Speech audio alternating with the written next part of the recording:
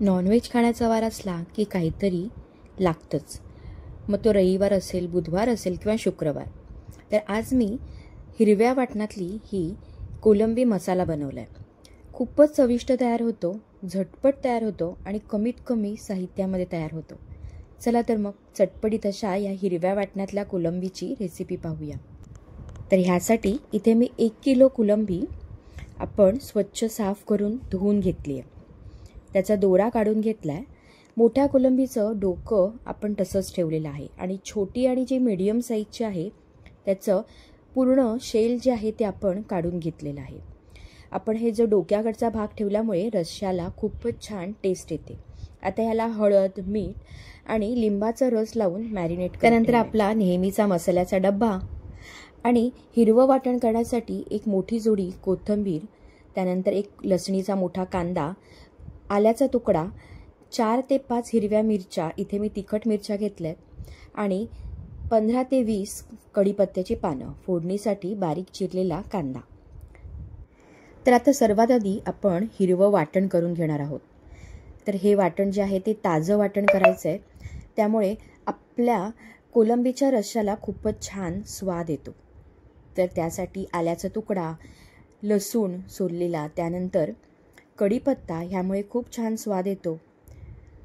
तुम्ही तुमच्या तिखटाप्रमाणे कमी जास्त प्रमाणामध्ये हिरव्या मिरच्या ह्यामध्ये ॲड करू शकता. त्यानंतर भरपूर सारी कोथिंबीर आपण ह्यामध्ये ॲड केली आहे. तर आता अगदी थोडंसं ह्यामध्ये पाणी ॲड करून आपण मिक्सर जारमधून ही बारीक असं हिरवं वाटण तयार करून घेणार आहोत. तर तुम्ही बघितलं, मस्त हिरवागार असा रंग आला आहे आणि छान आपलं ताजं हे वाटण जे आहे ते इथे तयार झालं आहे. तर आता ह्या कोलंबी मसाल्यासाठी आपण इथे खोबऱ्याचा वापर केलेला नाही आहे, पण ग्रेव्ही जी तयार होणार आहे ती आलं लसूण पेस्ट आणि हा जो आपलं हिरवं वाटण जे आहे ह्यामुळेच होणार आहे. त्यामुळे हिरवं वाटण जे आहे त्यामुळे एक वेगळी टेस्ट आपल्या ह्या ग्रेव्हीला येणार आहे. तर आता फोडणीमध्ये मी इथे खोबरेल तेलाचा वापर केला आहे, त्यामुळे अधिक छान चव जी आहे ती आपल्या रश्श्याला येते. तर तुम्ही कधी ट्राय केलं नसेल तर नक्की ट्राय करून बघा. त्यानंतर फोडणीमध्ये आपण बारीक चिरलेला कांदा घातला आहे. कांदा अगदी थोडासा गुलाबी असा रंगावर, थोडासा ट्रान्सपरंट असा होईपर्यंत आपल्याला परतवून घ्यायचा आहे. खूप जास्त ब्राऊन करायचा नाही आहे. तर त्यानंतर ह्यामध्ये मॅरिनेट करून घेतलेली कोलंबी जी आहे ती आपण ॲड केली आहे. मी थोडीशी कोलंबी उरवून ठेवली आहे, त्याचा संध्याकाळी पुलाव बनवणार आहे. तर त्याचीसुद्धा रेसिपी मी तुमच्यासोबत नक्की शेअर करीन. तर आता ही कोलंबी जी आहे ही आपण कांद्यासोबत तेलामध्ये परतवून घ्यायची आहे. कोलंबी जी आहे ती इथे व्यवस्थित परतवून घेतल्यामुळे त्याचा जो थोडासा उग्र असा वास असेल तर तो पूर्णपणे निघून जातो आणि एक वेगळा फ्लेवर जो आहे तो आपल्या करीला येतो. तर ते 2 ते 3 मिनटं इथे झालेली आहे. तुम्ही बघाल कोलंबी आपण तेलावरती व्यवस्थित परतवून घेतली आहे. अजून एक 2 ते 3 मिनटानंतर ह्याला एक व्यवस्थित वाफ आल्यावर ह्यावरती झाकण ठेवून आपण ही कोलंबी लो फ्लेमवरती पुन्हा एकदा 5 मिनटं शिजवून घेणार आहोत. तर आता इथे 5 मिनटं झालेली आहेत. तर आपण एकदा चेक करूया. कोलंबीमध्ये आपण पाणी ॲड केलेलं नव्हतं, पण वाफेचं पाणी आणि कोलंबीने स्वतःच्या अंगाचं पाणी इथे सोडलेलं आहे. ह्यामध्येच आपल्याला ही कोलंबी जी आहे ती कुक करून घ्यायची आहे. कोलंबी शिजण्यासाठी इथे जास्त वेळ लागत नाही. जवळजवळ एक 60% कोलंबी आता इथे ऑलरेडी शिजून झालेली आहे आणि आता बाकीची आपल्याला ती ग्रेव्हीमध्ये कुक करायची आहे. म्हणून आपण इथे तयार केलेलं हे हिरवं ताजं वाटण ह्यामध्ये ॲड केलं आहे. आता वाटणामध्ये आपण वापरलेले सगळे जे इंग्रेडियंट्स आहेत हे कच्चे होते, आलं लसूण मिरची. त्यामुळे आपल्याला कोलंबीसोबत पुन्हा एकदा जवळजवळ 7 ते 8 मिनटं हे व्यवस्थित परतवून घ्यायचं आहे. म्हणजे आलं लसूणचा जो कच्चट वास असेल तो पूर्णपणे निघून जाईल. तर छान मस्त अरोमा यायला मसाल्यांचा सुरुवात झाली आहे.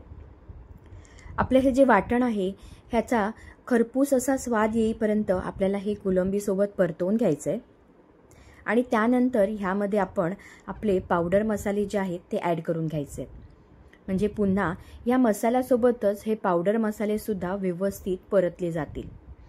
तर चवीपुरती थोडीशी हळद मी ॲड केली आहे, कारण मॅरिनेट करताना कोलंबीला आपण हळद लावली होती. घरगुती आपल्या ठेवणीतला मसाला आणि थोडासा गरम मसाला हे सगळं ॲड करून घेतलं आहे. आपलं हे जी ग्रेव्ही आहे ही ताज्या हिरव्या वाटणातली आहे, पण आपण ह्यामध्ये पावडर मसालेसुद्धा ॲड केले आहेत. त्यामुळे आपला रंग जो आहे ग्रेव्हीचा हा अगदी हिरवागार असा न राहता थोडासा ब्राउनिश असा रंग आपल्या ग्रेव्हीला येणार आहे. तर आता हे सगळे जे मसाले आहेत हे आपण इथे पुन्हा एकदा एकत्र कोलंबीसोबत परतवून घ्यायचे. अगदी अर्ध्या तासामध्ये हा कोलंबी मसाला तयार होतो. तुम्हाला जर आवडत असेल तर तुम्ही ह्यामध्ये मुळा ॲड करू शकता किंवा सोबतच बटाटासुद्धा ॲड करू शकता, शेवग्याच्या शेंगा ॲड करू शकता. तर आता यावरती झाकण ठेवून पुन्हा एकदा 5 मिनिटं आपण ह्याला वाफ काढून घेणार आहोत. तर आता एकदा चेक करून बघूया. आपला मसाला जो आहे तो पूर्णपणे आता इथे व्यवस्थित परतला गेला आहे. खूप मस्त स्वाद यायला सुरुवात झाली आहे. हा आता ज्या स्टेजमध्ये हा कोलंबी मसाला आहे हा असा ड्रायसुद्धा खूपच छान लागतो. तांदळाच्या भाकरीसोबत खायला मला तर खूपच आवडतो. तर तुम्ही ह्या स्टेजला सुद्धा हा कोलंबी मसाला नक्कीच खाऊ शकता. आता मला ह्यामध्ये थोडीशी ग्रेव्ही हवी आहे म्हणून मी ह्यामध्ये गरम पाणी ॲड करणार आहे. नेहमी लक्षात ठेवा कोणताही पदार्थ मध्ये आपण जेव्हा ग्रेव्ही हवी असते त्यावेळेला त्यामध्ये गरम पाण्याचाच वापर करायचा, म्हणजे त्या पदार्थाचं टेम्परेचरसुद्धा मेंटेन राहतं आणि पदार्थाची चव बिघडत नाही. तर आता पाणी घातलंय म्हणजे आपल्याला ह्याला छान एक दणदणीत अशी उकळी काढून घेणं गरजेचं आहे. त्यामुळे आपण ह्यावरती झाकण ठेवून पुन्हा एकदा 5 मिनिटं वाफ काढून घ्यायची. कोलंबी तर आपली ऑलरेडी आता इथे शिजलेलीच आहे, त्यामुळे इथे जास्त वेळ आपल्याला लागणार नाहीये.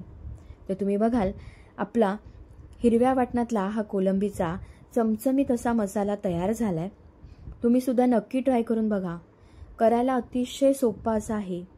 ग्रेव्ही जी आहे मी इथे थोडीशी पातळ अशी ठेवली आहे, कारण मला ती चपातीसोबत आणि भातासोबत सुद्धा मी खाणार आहे. गरमागरम असा वाफाळलेला भात आणि त्यावरती हा चमचमीत असा कोलंबीचा रस्सा जर असेल ना तर आहा, अगदी अप्रतिम असं जेवण होतं. तर तुम्ही सुद्धा ही रेसिपी नक्की ट्राय करा. ताज्या वाटणात बनवलेला हा हिरव्या वाटणातला कोलंबी मसाला खूपच टेस्टी आणि टेम्पटिंग दिसतोय. तुम्हाला जर आजची ही रेसिपी आवडली असेल तर नक्कीच लाईक करा, बनवून बघा आणि कशी झाली होती हे कमेंट्सद्वारे नक्कीच कळवा.